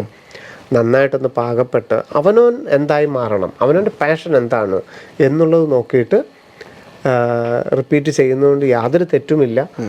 ഒരു ഒരു ഒരു തരത്തിൽ ഒന്നുകിൽ ബോർഡ് എക്സാമിന് മാർക്ക് അല്ലെങ്കിൽ നീറ്റിന് സ്കോറ്, അതിപ്പം ഏതെങ്കിലും അവനവൻ്റെ ഒരു കഴിവുള്ള കുട്ടിയാണെന്നുണ്ടെങ്കിൽ തീർച്ചയായിട്ടും അതിന് മോശമൊന്നുമില്ല. അടുത്ത തവണ നീറ്റ് ഇതിലും ടഫാകും അങ്ങനെയൊക്കെ പറയുന്നത് വെറുതെ പറയുന്നത്, ഈ മേഖലയെക്കുറിച്ച് അറിയാൻ മേലാത്തവർ പറയുന്നത് മാത്രമേ ഉള്ളൂ. ധൈര്യമായിട്ട് ചെയ്യാം, അതിനൊന്നും കുഴപ്പമൊന്നുമില്ല.